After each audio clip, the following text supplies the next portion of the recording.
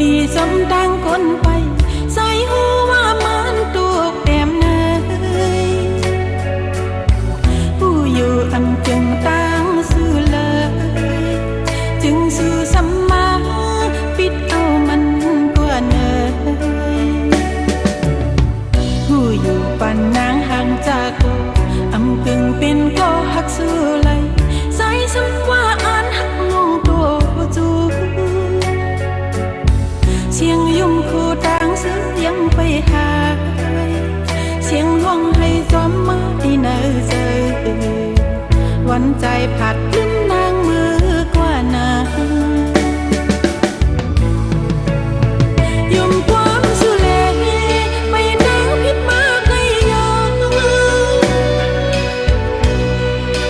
ปล่อยพอขึ้นน้ำลายสิไปก็อำพอดเยอะขึ้นหูตู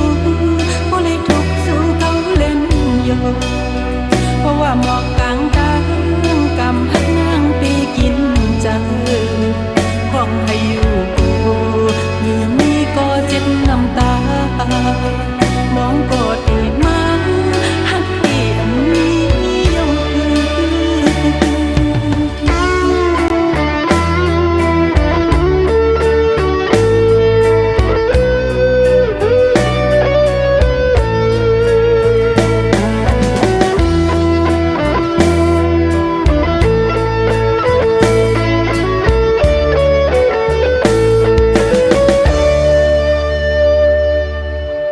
ลุงหมอกอ่อนหันห่างพังกี่อยู่ดีสมตั้งคนไปใส่หูว่ามันตุกแต้มเนยผู้อยู่อำจึงตั้งซื่อเลยจึงซื่อสัมมาปิดเอามันกว่าเนยผู้อยู่ปันนางห่างจากกู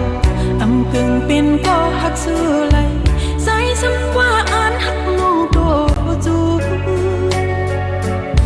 เสียงยุ่งคู่ต่างซื้อยังไปหา